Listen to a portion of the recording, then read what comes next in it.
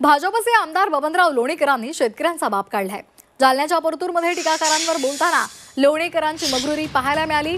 तुमच्या अंगावरचे कपडे, पायातले बूट, हातातला मोबाईल मोदी सरकारमुळेच आहे अशी मुक्ताफळं बबनराव लोणीकरांनी उधळली आहेत। आमचंच घेऊन आमच्याच विरोधात का बोलता असंही ते बरळलेले आहेत। यावेळी बोलताना लोणीकरांनी शेतकऱ्यांना कुत्र्याची उपमा दिलीये का असा सवाल उपस्थित होतोय आणि त्यामुळे सत्ताधारी पक्षांच्या आमदारांना कसली मगरुरी आहे असा प्रश्न आता विचारला जातोय। मला आपल्याला सांगायचं की कुठरवाट्यावरची चर्चा जी असते ना तर ही चर्चा ऐकूच नका, ते पाहू नका आणि आपलं डोकं खराब करून घेऊ नका। आणि ते कुठरवाट्यावर बसलेले जे 5-6 काटे 10 काटे असतात त्याच्या माईचा पगार बबनराव लोणीकरनं केला, त्याच्या बापाचं पेन्शन बबनराव लोणीकरनं केलं। नरेंद्र मोदीजींनी 6000 रुपये तुझ्या बापाला पेरणीला दिले, तुझ्या माईच्या, तुझ्या बहिणीच्या, तुझ्या बायकोच्या नावावर लाडक्या बहिणीचे पैसे आले।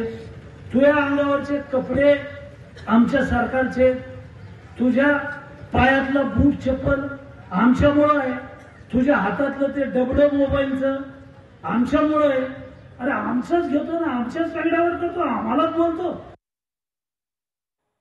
दरम्यान ही भाषा ब्रिटिशांची देशी आवृत्ती असल्याची टीका विरोधी पक्षनेते अंबादास दानवे यांनी केली आहे। लोकशाहीत ही भाषा बरी नव्हे असा सल्लाही त्यांनी लोणीकरांना दिलाय। दानवेंनी काय नेमकं ट्विटमध्ये म्हटलंय पाहूयात।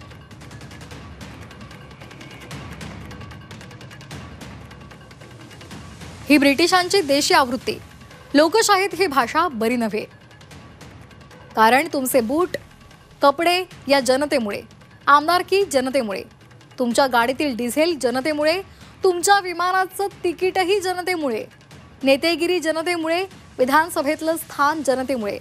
याचे हे बोल लक्षात ठेवा, निवडणूक येते असं म्हणत अंबादास दानवे यांनी टीका केली आहे।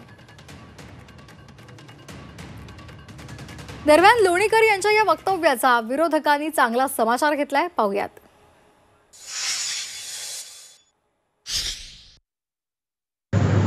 बबनराव लोणीकर एवढा माज बरा नव्हे आणि हिशेब काढायचा असेल तर तुमच्या गावात मी येतो का, पाराखाली घोंगडं टाकून हिशेबाला बसूया।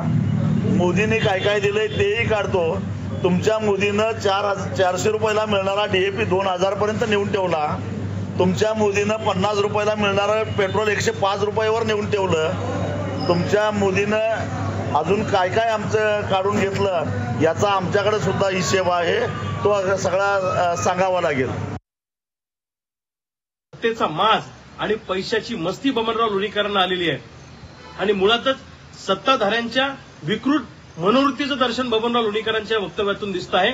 शेतकऱ्यांची माफी बबनराव लोणीकरांनी मागितली पाहिजे आणि इथून पुढे जर का बबनराव तुम्ही अशा पद्धतीचं वक्तव्य करून शेतकऱ्यांचा अपमान कराल तर तुम्ही लोणीकर आहात, पण मी तुपकर आहे लक्षात ठेवा। महाराष्ट्रात इथून पुढे तुमचा कुठलाही कार्यक्रम गावगाड्यातला शेतकरी होऊ देणार नाही। मी महाराष्ट्रातल्या शेतकऱ्यांना विनंती करतो की बबनराव लोणीकर जिथं दिसल तिथं बुटाळ्याला हाना आणि अशा पद्धतीचं वक्तव्य सत्तेतल्या कोणत्याही नेत्याची करण्याची हिंमत इथून पुढे होता कामा नये। नशीब ते आता एवढंच सांगायचे बाकी आहेत महाराष्ट्रातल्या जनतेला, या महाराष्ट्राचा जन्म सुद्धा नरेंद्र मोदीमुळेच झाला। महाराष्ट्राला मुंबई नरेंद्र मोदीमुळेच मिळाली। 11 कोटी लोकांचा जन्म मराठी हा मोदीमुळेच झाला। हे महाशय कधी काळी काँग्रेस पक्षात सुद्धा होते आणि मोदीमुळे जर जन्म झाला असेल किंवा या सगळ्या गोष्टी मिळत असतील तर हा एकंदरीतच लोकांनी निवडून दिलेल्या सरकारचा आणि महाराष्ट्राच्या अस्मितेचा सुद्धा हा अपमान आहे।